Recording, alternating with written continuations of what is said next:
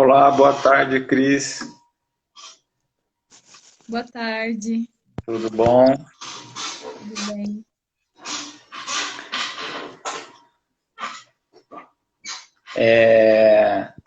Bom, vamos dar andamento aqui, né? Primeiramente vou apresentar, inclusive, para vocês, né, Cris, que eu acho que não conhecem muito, Uhum. o nosso grupo, apresentar um pouquinho aí o nosso grupo, falar um pouco dele para vocês, né? Nosso grupo é o Grupo Trabalho e Praxis, né, da UFES, supervisionado pela professora Lívia e pelo professor Rafael Belan. A Lívia, ela é professora do Departamento de Ciências Sociais, lá da Universidade Federal do Espírito Santo, e o Rafael Belan é professor da Faculdade de Artes, né, de lá também da UF. E esse grupo, ele se consolidou em 2018, mas foi criado desde 2017, e a gente desenvolve aí trabalhos, pesquisas, né, reúne pesquisadores, principalmente da área do trabalho, e a gente tem aí, enfim, uma série de produções já, né? Que a gente vem desenvolvendo. E, inclusive, um projeto de extensão junto ao EJA, da Secretaria Municipal e da Secretaria Estadual de Ensino, em Vitória, no Espírito Santo e no Estado do Espírito Santo, né, com os professores do EJA. E agora também a gente está desenvolvendo essa série de lives, né, aqui pelo Instagram do grupo, buscando aí reunir enfim, discutir um pouco esse contexto de pandemia, né, não só no Brasil, mas também em outras partes do mundo, né. Então, a gente já tivemos várias lives já, né, já estamos indo, acho que indo para 3 meses já de atividades aqui no Instagram do grupo. E a gente está tentando aí fazer uma contextualização, conversando com pesquisadores aí que vêm se debruçando sobre esse momento bastante crítico, não só aqui no Brasil, como no mundo, né? Falamos já com uma pesquisadora da França, falamos também sobre a França, também sobre Cuba, né? E quem quiser aí rever esses vídeos, eles estão disponíveis no canal do YouTube do grupo, tá? Bom, vou apresentar vocês dois. Hoje a nossa live é um pouquinho diferente, porque a gente está reunindo de forma conjunta dois pesquisadores que estão se debruçando sobre o caso da Bolívia, né? Que é o caso da Crislen Mayra Barbosa Gonçalves, que é doutoranda em antropologia social pela Unicamp, né, Crislen? Pela Unicamp, Sim. e produz a pesquisa com os Aymarás dos Andes bolivianos, e ela mora na cidade de Ayalauto, né? E também o Roger Adam Chambi Maita, desculpa se não é essa a pronúncia, mas ele é advogado aymara e mestrando pela UNILA, e pesquisa jurisdição indígena boliviana e é membro do coletivo Curva, tá? De jovens aymarás. É isso, né, Roger? Legal. Sim, Bom, a gente provavelmente hoje, por ter o processo boliviano, ele é complexo, né? Bastante complexo. Eu já tenho conversado alguns dias aí com a Crislen, e ele está aí um processo bastante complexo, e que a gente vai tentar aqui mapear um pouco, entender o que tem acontecido hoje na Bolívia, né? E nesse contexto que não é só da pandemia, né? Porque tem um contexto político bastante delicado, e que eu tenho defendido que a gente tem que se debruçar bastante aí para entender o que está acontecendo lá. É o seguinte, como é uma fala um pouco extensa, muito provavelmente talvez a gente ultrapasse o tempo estipulado aqui pelo Instagram, então talvez a gente tenha que retornar, né? Fazer aquele movimento de ida e volta, mas sem problemas. A gente faz isso se o tempo se estender. De qualquer forma, se vocês vão ter aí cerca de 40 minutos, aí depois a gente abre para as perguntas. Aquilo que vocês acharem pertinente deixar para as perguntas, a gente discute então posteriormente nas perguntas, tá ok? Pessoal, passo a palavra para vocês e agradeço muito o convite, de vocês terem aceito o convite, tá? Para falar aqui com a gente do Grupo Trabalho e Praxis. Bueno, muchas gracias primeramente por la invitación. Como bien lo dijeron, mi nombre es Roger Adán Chambi Maita, soy boliviano, vivo en la ciudad de El Alto. Y quiero agradecer por la invitación porque es importante el poder compartir las experiencias bolivianas, sobre todo en este contexto donde los medios de comunicación están siendo muy cooptados por el gobierno actual y las voces desde los sectores sociales son cada vez poco escuchadas. Entonces, consideramos que nuestra reflexión, el hecho de que pueda salir fuera de las fronteras bolivianas es muy ponderable y les agradecemos mucho por esa invitación, hermanos de Brasil. Bueno, Bolivia en ese momento está atravesando una crisis política, una crisis de salud, una crisis educacional, una crisis social, y además una polarización social, ¿no? Dentro del territorio boliviano, como es el sector occidental y el sector oriental, ¿no? La sociedad boliviana vive una polarización, una fisura, ¿no? Al margen de toda esta crisis educativa, política y de salud. Y creo que para poder comprender lo que está atravesando hoy en día Bolivia, es importante, sí o sí, recorrer hasta noviembre del año 2019. O sea, para comprender la crisis sanitaria, la crisis educacional, política boliviana actual, tenemos que recurrir sí o sí a noviembre de 2019. Como ustedes bien saben, en noviembre del 2019 renuncia Evo Morales a la presidencia.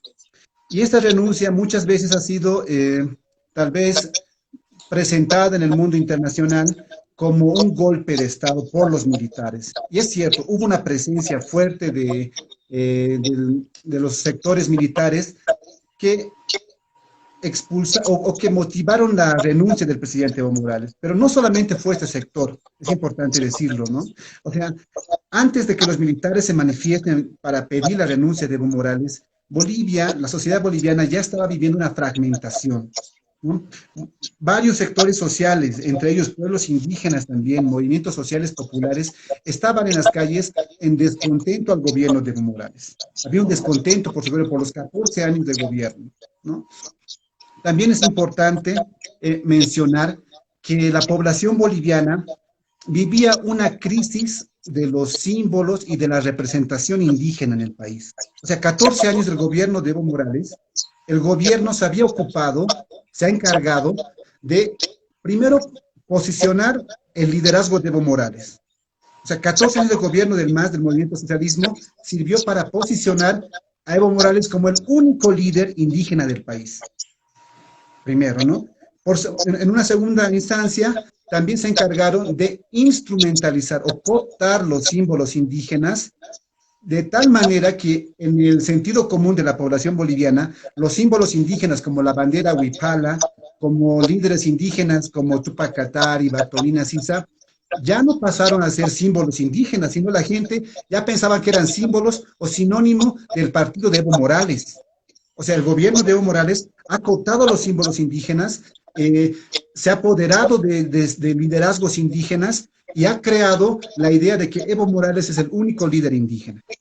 Entonces, durante todo ese trayecto de 14 años, lo que va a ocurrir es que va a haber un desgaste del gobierno de Evo Morales, y este desgaste también va a estar acompañado de un fuerte discurso antiindígena.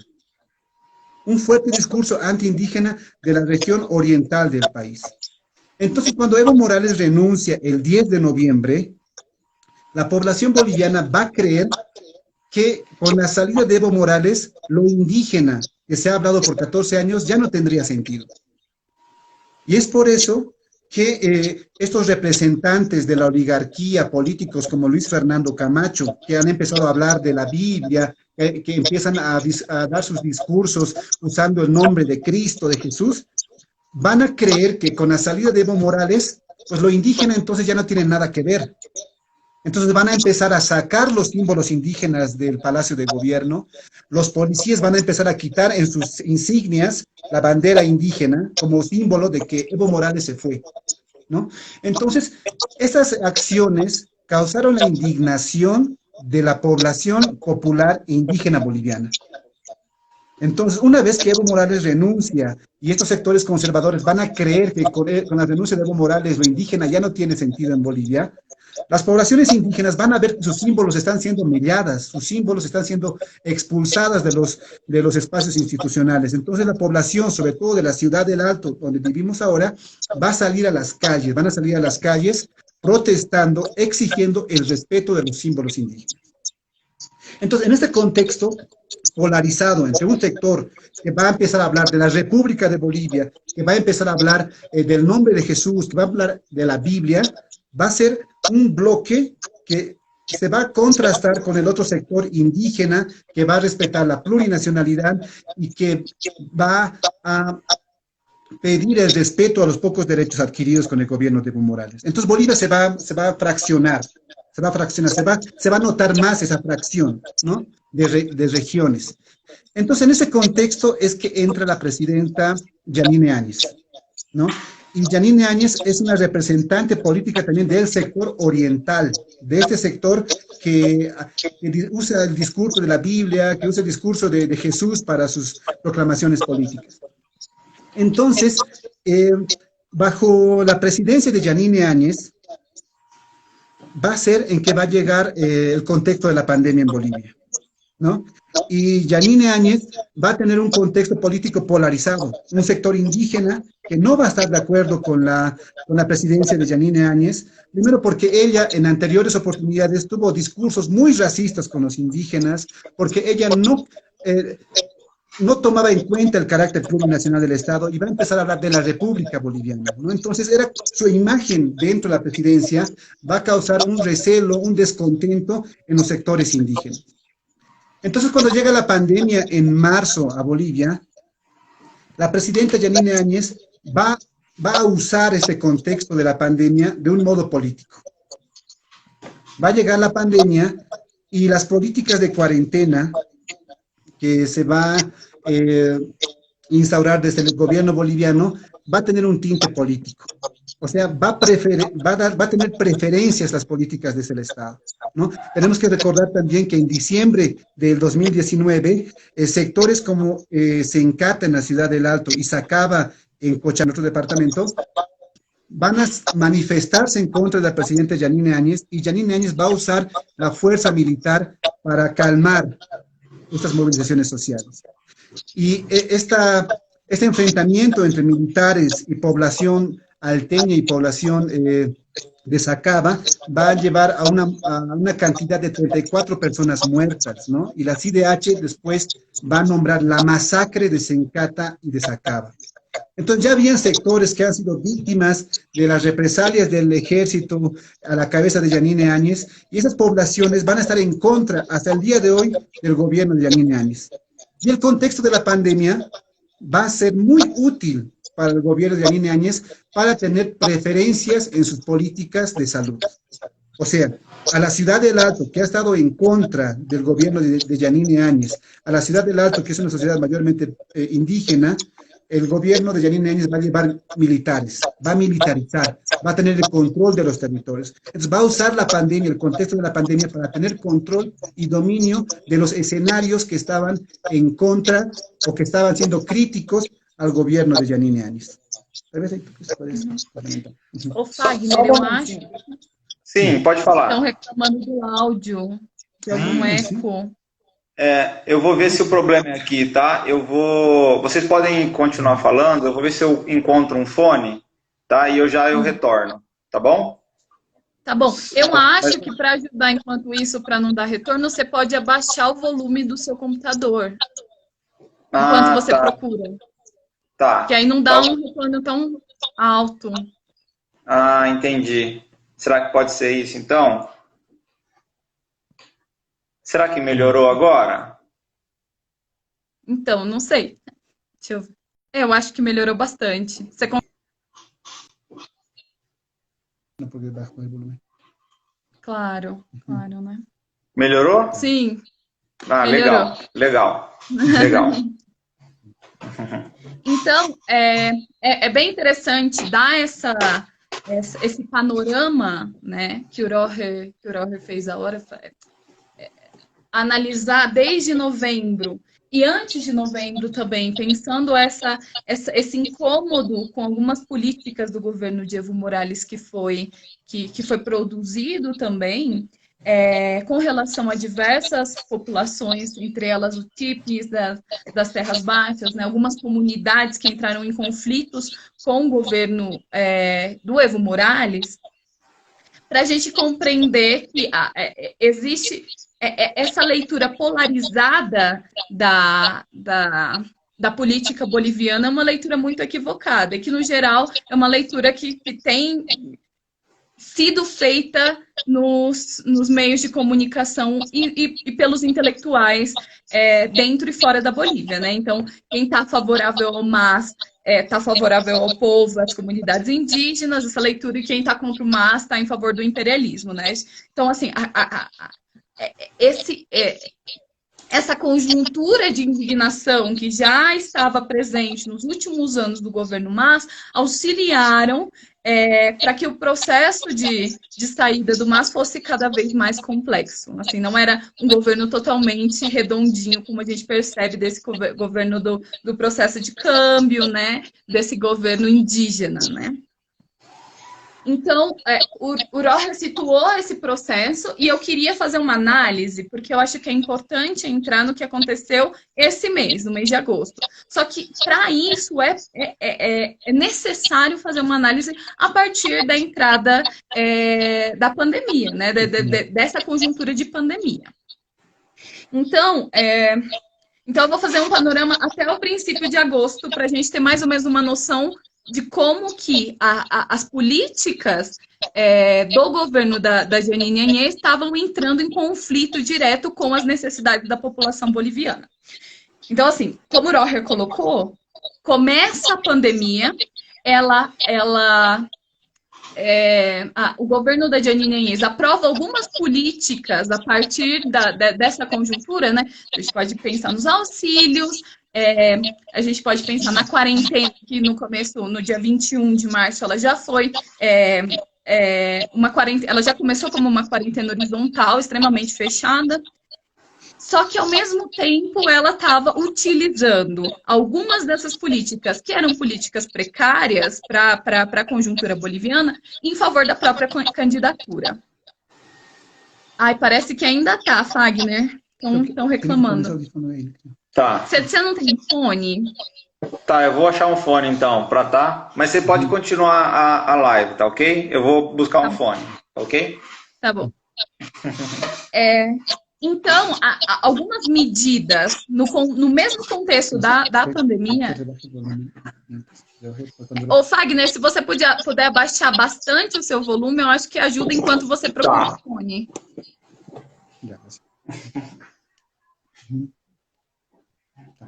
Tá.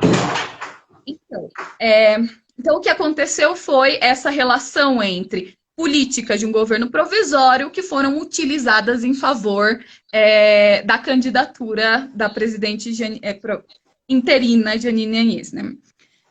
E aí, no contexto dessa pandemia, eles utilizaram o contexto da pandemia para aprovar diversas que foram lidas como irregularidades, né? Então, dentre elas, a compra de respiradores acima do preço do mercado, né, que foi aprovado pelo ex-ministro da Saúde, Marcelo Navarras, que foi escolhido pela Jeanine Áñez, a venda de terras fiscais em Santa Cruz, né, que é uma dos estados, né, dos departamentos da Bolívia que fica nas terras baixas, né, que não está aqui no altiplano, na parte andina boliviana. Então, houve uma venda indiscriminada de terras fiscais, justamente com o pressuposto da expansão da fronteira agrícola que a gente conhece bem no Brasil, né? E foi vendido para diversos representantes de burguesias agropecuárias nacionais e internacionais, né? Inclusive brasileiros. declarações racistas, e isso foi algo que comoveu muito a população, que indignou muito a população. Dentre as declarações racistas dos ministros escolhidos pela Jeanine Áñez, teve a declaração do ministro de governo Arturo Murillo, que disse que a medicina tradicional dos aimaras, quechas, dos indígenas bolivianos do altiplano, que eles estavam utilizando frente a falta de abastecimento dos hospitais, de oxigênio, frente à falta de abastecimento das farmácias. Aqui em Helarto teve um período de mais de um mês que a gente ficou sem acesso a nenhum tipo de medicação, porque não estavam abastecendo as farmácias. Dentre as medicações, ibuprofeno, paracetamol, vitamina C. Então, essa medicação básica para dores no corpo, né, e que muitas vezes são indicadas para as pessoas que estão sofrendo os sintomas do coronavírus, né? Então, não estavam sendo abastecidos, e as pessoas, em especial os indígenas, urbanos e rurais, estavam apelando para a medicina tradicional. Então, estavam utilizando muito mais os chás, as ervas, que tradicionalmente os indígenas andinos utilizam em momentos de doença, de gripes e tudo mais, né? E que era uma saída deles, né? E aí o ministro Murillo sai num dos meios de comunicação nacionais e diz que isso é uma estupidez, né? Que o uso da medicina tradicional é uma estupidez. Então a gente percebe esse racismo vindo do governo, para além do que o Roher já comentou, né? Que o governo da Áñez via esses espaços, que são os espaços mais beligerantes, como espaços de selvagens, de hordas, massistas, né? Ainda que não tivessem nenhuma relação com mas, e criam essas categorias para significar esses espaços, né? Que são extremamente racistas. Além dos hospitais não serem abastecidos com oxigênio e com tudo, né, todo necessário, né? O hospital que atende aqui na cidade de Helarto os casos de coronavírus, que é o Hospital Norte, ele tem hoje um número de 0,14 camas de hospital por 1.000 pessoas, ou seja, é um número muito abaixo da América Latina na cidade de Helarto, e na Bolívia inteira, se eu não me engano, é 1,1, que também é muito abaixo da média da América Latina de número de camas de hospitais por cada 1.000 pessoas, né? Então, a gente já percebe que não dá conta da população que necessita desse auxílio público, né, para lidar com essa pandemia. E que eles não fizeram nada por isso. Pelo contrário, né, eles compraram respiradores superfaturados no mercado, né, a um preço extremamente alto. E aí isso gerou também uma indignação social muito grande. Os auxílios que foram aprovados, foi aprovado um auxílio, né? Assim, se eu não me engano, foram 4 auxílios, mas em um só momento de pagamento desses auxílios, né? Então, se a gente pensa um auxílio de 400, 500 bolivianos, para famílias, vou tomar a cidade de Helarto como exemplo, mas a Bolívia ela também tem um número extremamente grande de trabalhadores do mercado informal.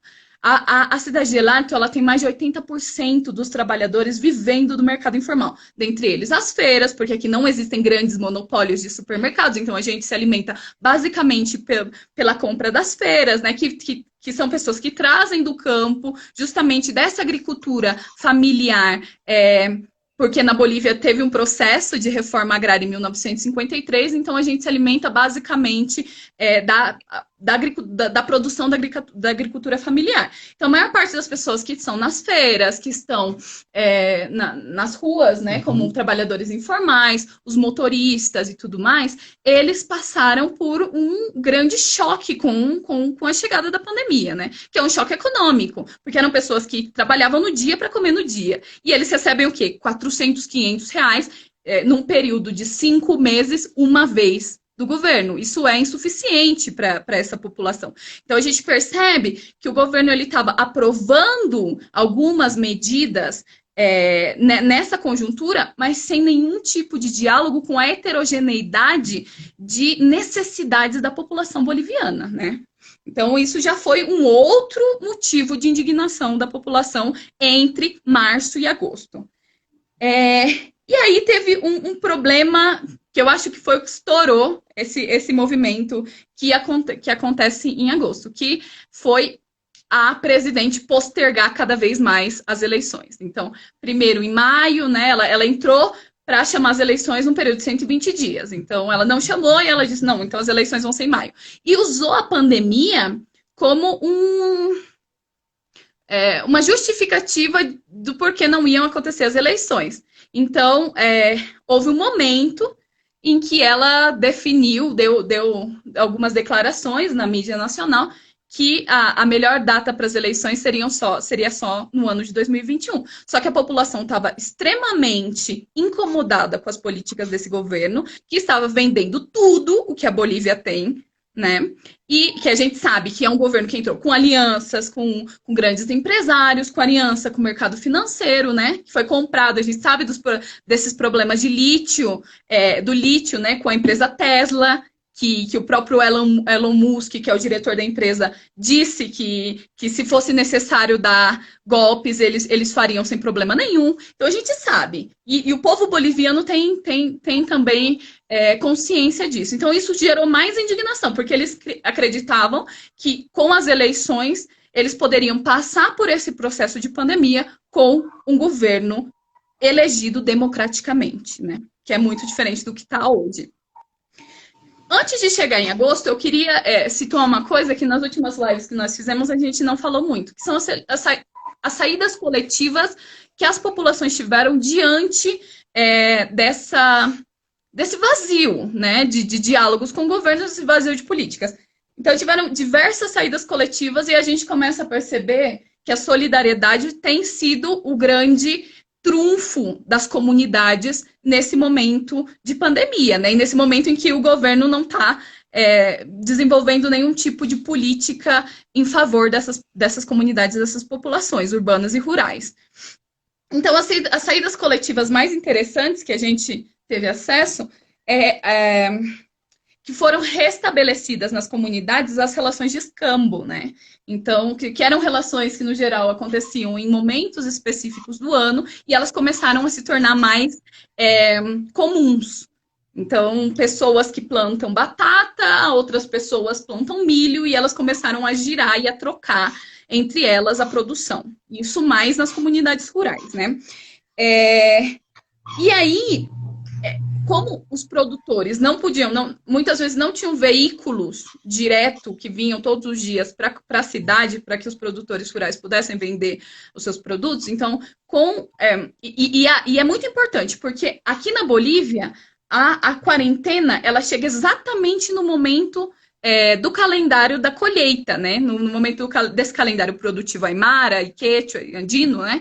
Ele chega bem no momento da colheita. Então, que a gente, inclusive nossa família estava colhendo batata, nesse momento foi uma das coisas que também manteve a nossa família que vive do mercado informal.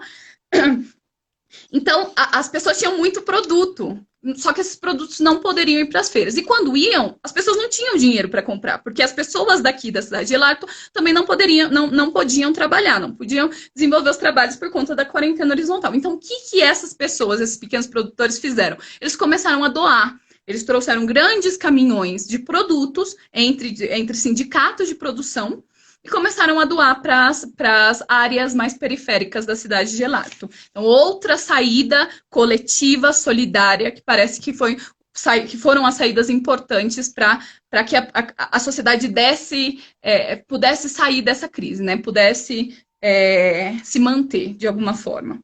E houve um outro processo que foi a reciprocidade regional.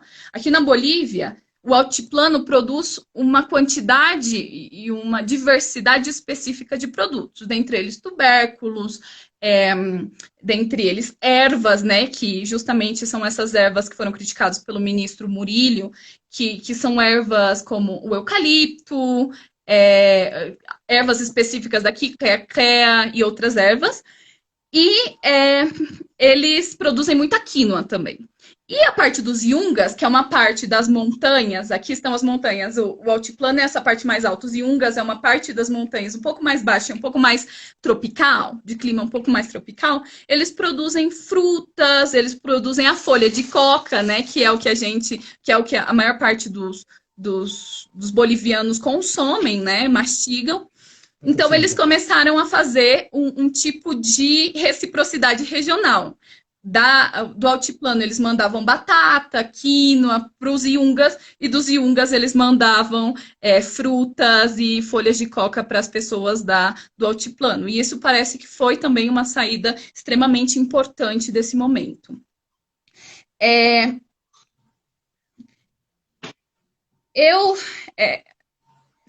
Dentre tudo isso, né, tiveram essas saídas, só que as saídas coletivas, elas são ainda assim insuficientes porque a população necessita, né? Elas dão uma resposta a curto prazo, mas são insuficientes a longo prazo.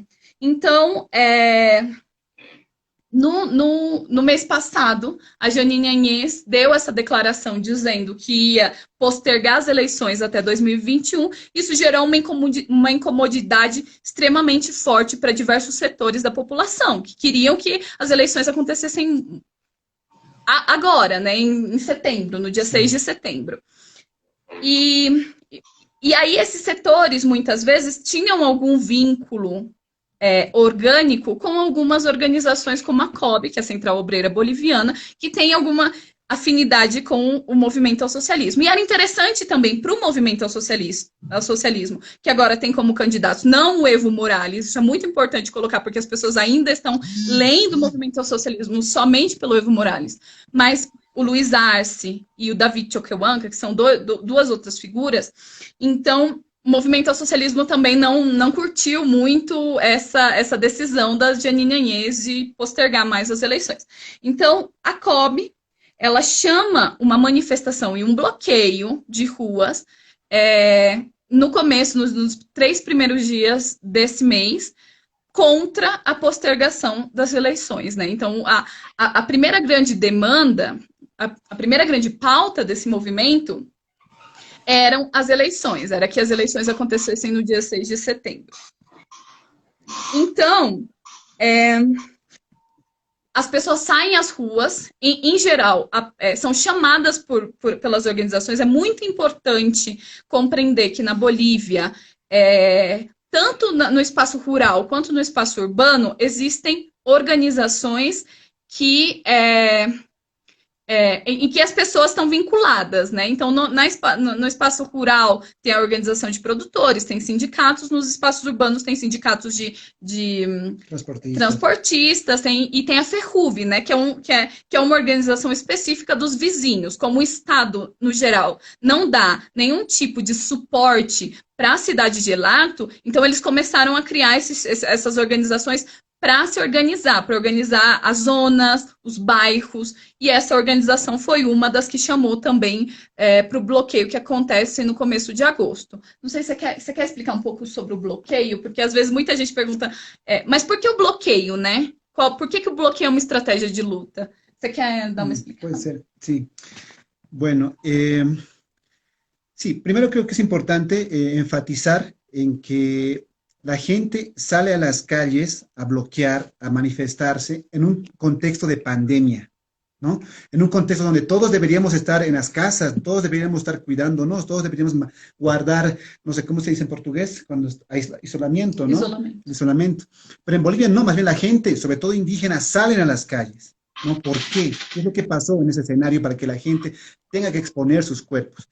Es que hubo un cansancio, ¿no? Una indignación tan grande, una carencia de políticas desde el Estado que obligó a la gente a salir a las calles, aún en contextos de pandemia. Decían, nosotros vamos a salir a las calles porque igual nos estamos muriendo.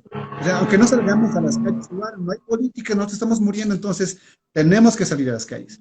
Y es cierto que la convocatoria en una primera instancia para manifestarse ha sido convocada por el Movimiento al Socialismo, el partido de Evo Morales. Como había dicho en un principio, no sé si se ha escuchado bien mi primera intervención, el Movimiento al Socialismo ha hegemonizado, el partido de Evo Morales ha hegemonizado la figura de Evo como el único líder indígena en Bolivia. Entonces, ante la salida de Evo Morales, hay una ausencia de una representación indígena en Bolivia.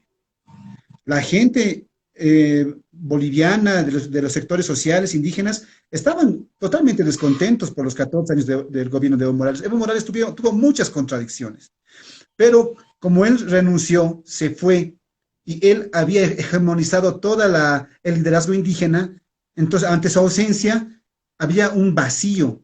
Todo ese sentimiento de indignación, toda esa rabia, todo ese cuerpo social en las calles, no sabía dónde podría traducirse. Entonces tuvieron que volver otra vez al movimiento al socialismo.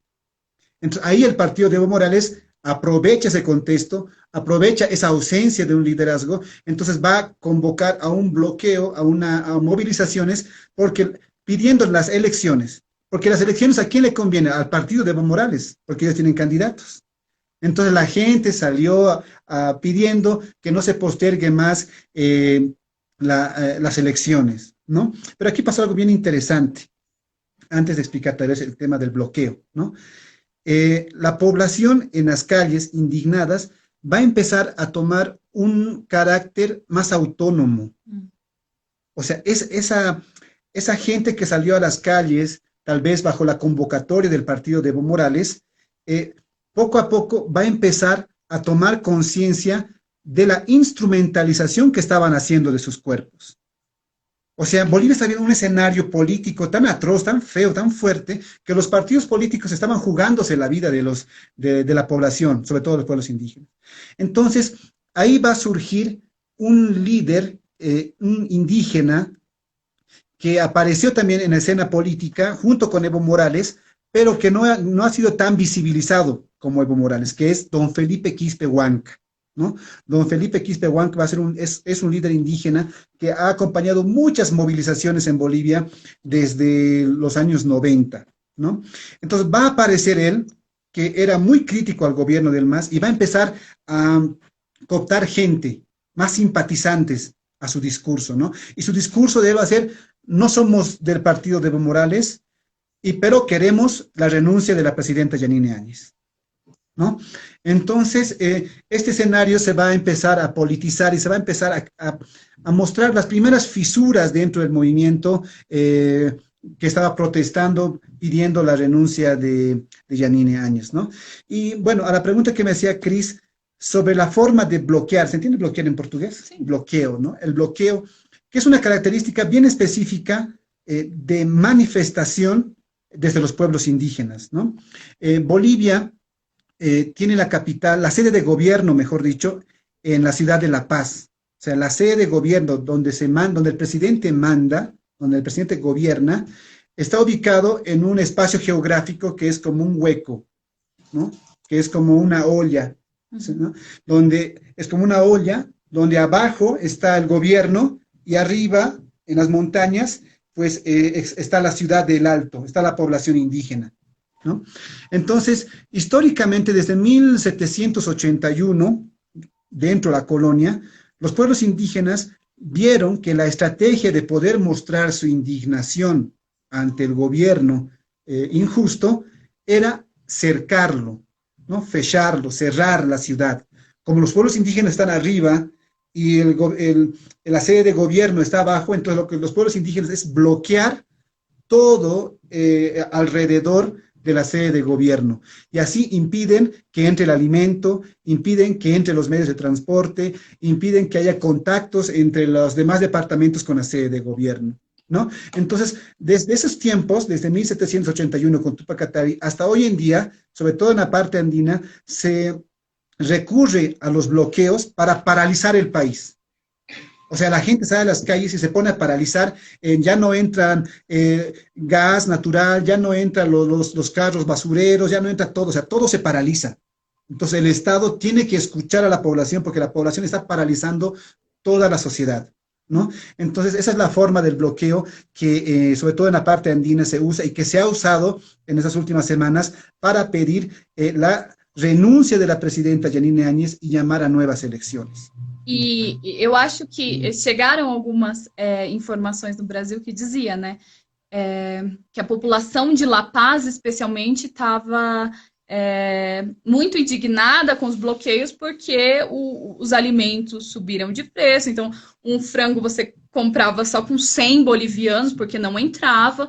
E é justamente esse o interesse do bloqueio, né? Criar uma indignação, criar uma condição para que o governo ouça as demandas dessa população que está na rua. Só que nesse momento de pandemia, os bloqueadores, os manifestantes, eles tinham claro uma coisa, que precisava entrar oxigênio, que precisava passar pelos bloqueios as ambulâncias, os carros funerários e carros que continham pessoas doentes, né, para chegar até os hospitais. E nós estivemos em pontos de bloqueio, em Sencata, que foi esse lugar que o Roher cita, que em novembro sofreu uma intensa violência do governo de Janine Áñez, a ponto de ter uma dezena de mortos e centenas de pessoas feridas, né? E a gente teve em contato com o bloqueio de Sencata, com o bloqueio do Distrito 14 e Puente Rio Seco. Então, 3 partes, cantos, né, da cidade de Gelarto. E em todos esses espaços em que nós tivemos contatos, as ambulâncias, os carros de oxigênio, os carros funerários e os carros com pessoas que precisavam chegar até os hospitais passavam sem nenhum problema. O governo de Janine Áñez estava manipulando os meios de comunicação e dizendo que os bloqueios eram um atentado contra a vida porque não deixava passar nem oxigênio, nem ambulância. E nós estivemos em contato com esses espaços e podemos dizer que era uma mentira justamente para construir essa ideia de que os bloqueadores são selvagens, né, ou para manter esse discurso, esse estereótipo que o governo de Janine Áñez já cria sobre as populações racializadas e indígenas. É interessante colocar que o bloqueio ele se intensifica no dia 6, né, de agosto. Então, é um momento em que na cidade de Gelarto, mas também em outras regiões da Bolívia, como em Cochabamba, partes de Santa Cruz, Oruro, tem maior número de espaços bloqueados. Então, os bloqueios são as ruas, né? Tipo, e como funciona um bloqueio?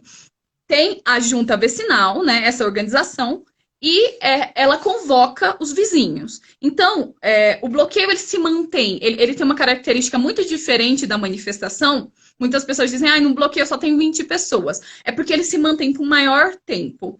Por quê? Porque tem uma rotatividade das pessoas no espaço de bloqueio. Então, alguns vizinhos ficam na parte da manhã, vão até suas casas, e outros vizinhos vêm na parte da tarde e mantêm o bloqueio. Então, ela não são espaços assim com tantas pessoas quanto as manifestações, mas se mantém maior tempo justamente por essa organização da rotatividade. E aí, o governo percebeu que estava se formando na Bolívia um panorama quase de uma guerra civil, né? E chama um diálogo. O diálogo aconteceu no dia 9, só que não foram nem representantes da COB, nem representantes do MAS e de outros partidos, né? Nesse diálogo estavam alguns representantes da igreja e da direita. E nesse diálogo, e a direita repreendeu totalmente a Janine Áñez, justamente pela candidatura, por ser interessante para eles também, né? E é nesse diálogo que o presidente do TSE afirma que as eleições vão acontecer no dia 18 de outubro e é uma data impostergável. E qual que é a justificativa desse Salvador Romero? É que ele montou um comitê científico e o pico da pandemia ia acontecer no começo de setembro e em outubro a pandemia está mais tranquila. Para gente que é de um país em que cada dia é o pico da pandemia, nós sabemos que isso é um pouco fictício, né? É algo que eles criaram a partir de uma análise que ninguém conhece, de um comitê científico que ninguém reconhece na Bolívia e que, a partir das condições de países da América Latina que também tem um sistema de saúde precário, é um pouco questionável. E aí eles decidiram que a data das eleições iria acontecer no dia 18 de outubro. Acontece que o movimento ao socialismo, na cabeça do Evo Morales, né, que é o representante da campanha, líder de campanha, é o nome? Líder de campanha do MAS, aceitam a data das eleições. Só que a população não. Então, acontece uma rachadura muito grande desse discurso que dizia que o MAS estava totalmente estava manipulando esses movimentos. E é nesse momento que a gente consegue perceber mais que os movimentos que estavam nas ruas eram movimentos extremamente autônomos, porque eles não, além de não aceitar, eles mobilizam, eles transformam a pauta de que as eleições acontecessem no dia 6 de setembro para a renúncia imediata da Jeanine Agnès. Então, essa pauta principal do movimento se modifica e ele se intensifica nessa semana depois do dia 9 de agosto. E aí é interessante que nós participamos desse processo dessa semana, e um momento muito importante foi o cabildo que aconteceu. O cabildo é uma grande assembleia de organizações sociais que aconteceu na tarde do dia 14 de agosto, na Serra, ou seja, no centro de El Harto, com representantes de diversas organizações sociais. No momento em que acontecia esse cabildo, os representantes da Central Obreira Boliviana aceitavam a data das eleições e solicitavam o levantamento dos bloqueios, que as pessoas desbloqueassem tudo, né? Então, é nesse momento que a população, durante o cabildo, cria discursivamente uma rachadura com essas organizações vinculadas ao movimento ao socialismo e se autonomizam, né? Nós estávamos presentes durante esse processo do cabildo do dia 14, e eu vou falar para vocês algumas organizações que estavam no cabildo, que tinham representantes. Era um cabildo gigante. Nós temos algumas fotos, né, que veiculou bastante desse cabildo. Tinha assim, milhares de pessoas e muitas organizações. Dentre as organizações estava a Tupacatari, a Bartolina Cisa, a Federação de Professores Rurais, a Federação de Professores Urbanos, a CONAMAC, que é o Conselho Nacional de Alhus e Marcas do Colhaçuio, a Juventude de La Paz, a COFECAC, né, que são os camponeses dos Iungas, dessa terra, dessa região que eu falei que é um pouco mais tropical, os gremiais, né, os interculturais, os transportistas, os mineiros, os ponchos rojos, né, que são bem conhecidos como uma representação beligerante da Bolívia. E foi nesse momento que eles tiraram algumas deliberações desse cabildo, depois de muito diálogo, né? A tarde inteira, praticamente. Dentre as deliberações foram a renúncia do governo transitório, ou seja, não só da Jeanine Agnès, mas de todos os ministros. E aí, qual foi a justificativa? Por haver nos deixado sem saúde, sem educação, sem economia, que são nossos direitos fundamentais. 2, pedido à Assembleia Legislativa Plurinacional o cumprimento da Lei de Arraigo. O que é a Lei de Arraigo? É uma lei que foi aprovada quando os movimentos já estavam nas ruas, que é uma lei que obriga a que todos os representantes do governo provisório não podem sair da Bolívia num período de 3 meses. Foi aprovada no dia 11 de agosto, essa lei de arraigo, até não prestarem contas de tudo que aconteceu durante o governo provisório. Porque, normalmente, o que acontece é que eles entregam o governo e vazam para o exterior, né? Então, isso não pode acontecer.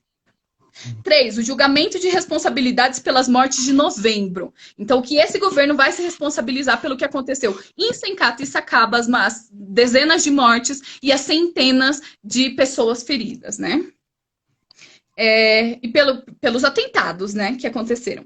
4, a defesa dos recursos naturais contra a privatização dos recursos naturais. Então, é muito interessante que as pessoas diziam, nesse momento em que existe esse racha, as pessoas dizem, não, mas eles estão sendo manipulados pelo imperialismo. Bom, uma das demandas era a defesa dos recursos naturais e estava contrária à privatização. Então, a gente já derruba esse tipo de argumento. 5, aprovação da lei de garantias aos dirigentes departamentais, provinciais, das ferrovias, distritais, nacionais, num prazo, tinha que ser aprovado essa lei de garantias num prazo de 72 horas. o que é a lei de garantias? É para que esses dirigentes responsáveis pelos bloqueios, por chamar os bloqueios, mas também por, de alguma forma, organizar, não sejam prejudicados de nenhuma forma depois que os bloqueios sejam levantados, né? E aí a gente vai ver que isso está acontecendo. E a última deliberação, que me parece muito importante, que ela acontece quase concomitante ao momento em que a COB aceita a data das eleições, é que eles desconheceram as determinações da Central Obreira Boliviana, ou seja, eles criam discursivamente essa rachadura com a Central Obreira Boliviana. Então, para ir finalizando, essas deliberações, no dia 15, acontece também um cabildo na região de Sencata. Eles decidem levantar os bloqueios com o pressuposto de um estado de emergência. Então, assim, se as deliberações deles não são aprovadas, eles voltam para as ruas. Mas eles levantaram os bloqueios por diversos motivos, né? E caso o governo não aceite todas as deliberações, né, entre elas a renúncia da Janine Áñez e de todos os ministros, e especialmente essa lei de garantia aos dirigentes, né? A lei de garantia não só não foi aprovada, como neste exato momento os dirigentes da COB e das organizações sociais estão com uma ordem de apreensão como incitadores de bloqueio, nesse momento. E aí tem algo que tem acontecido, que a gente tem percebido na cidade de El Alto especialmente, mas em La Paz também, é que nos hospitais ainda faltam oxigênios, ou seja, faz o quê? Umas 2 semanas que foram levantados bloqueios e nos hospitais ainda falta oxigênio. Então a gente consegue perceber que esse grande discurso do governo da Janine Áñez para criminalizar os movimentos sociais, de que não deixava passar oxigênio, por isso as pessoas estão morrendo, ele cai por terra, né? Porque ainda não tem oxigênio, ainda não são abastecidos os hospitais nem as farmácias totalmente, e as pessoas ainda estão morrendo. Em geral, as mortes que acontecem são mortes de pessoas indígenas e das classes baixas. E aí foi muito interessante que atualmente um companheiro escreveu um artigo mostrando como que uma empresa que tem como nome Praxar, ela na Bolívia mantém o monopólio da produção de oxigênio, ainda que 5 hospitais na cidade de La Paz podem produzir o oxigênio seguindo as normas da OMS. Só que o governo não aprovou que esses hospitais produzissem oxigênio justamente para manter o monopólio de produção dessa empresa. Aí a pergunta que não quer calar, né? O monopólio não atenta contra a saúde e os bloqueios atentam contra a saúde da população? Porque, assim, em um momento em que nós estávamos nos bloqueios de rua, eu me lembro muito bem que um dos bloqueadores olhou para a gente e falou assim, já não tinha oxigênio para a gente. O oxigênio que entra por aqui, ele não vem para a gente. Ele vai para os hospitais privados, para os hospitais das classes altas de La Paz, não vem para a gente. E aí o que a gente está vendo agora é que essa luta de expor os corpos... há uma pandemia que é uma condição extremamente precária, né? E que essas pessoas saíram mesmo às ruas, expondo seus corpos. Ela aconteceu também em favor da saúde pública, porque essas pessoas não tinham acesso, elas estavam morrendo nas camas de hospitais quando tinham camas, né? Então, a conjuntura que a gente vê agora, esses discursos do governo caindo por terra, né? Os dirigentes que, inclusive, traíram o movimento das ruas por não consultar as bases no momento de decisão de que iam aceitar a data das eleições, eles estão sendo também perseguidos, estão com ordem de apreensão. O Arati, que é o representante da COB, ele está com uma ordem de apreensão agora. E a gente vê que toda essa conjuntura da Bolívia, atualmente ela tem demonstrado como a legitimidade dos bloqueios e das manifestações que aconteceram durante essas 2 semanas no começo de agosto, né? É isso, né? Eu acho que... seria isso, então, Cris? Não. Vocês estão me ouvindo bem? Sim. Então, Tá. Não, na verdade nós tínhamos estipulado aproximadamente uns 40 minutos, passou um pouquinho, mas sem problema, não dava para interromper também, né? É o que eu falei, é bem provável que nós tenhamos que, bem provável não, nós teremos que encerrar essa primeira sessão que o Instagram dá por conta do limite do tempo, mas a gente retorna para a gente fazer o debate, né? Já era esperado realmente que o tempo estipulado pelo Instagram não seria suficiente para que nós esgotássemos tudo. Mas a apresentação de vocês foi muito esclarecedora de todo o processo e são muitas as perguntas, a gente citou muitas perguntas aqui.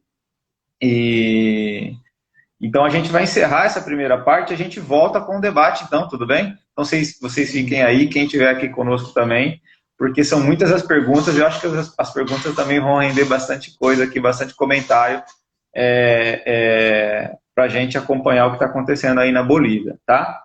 Então vou encerrar e a gente retorna, tá ok? Tá bom. Bom.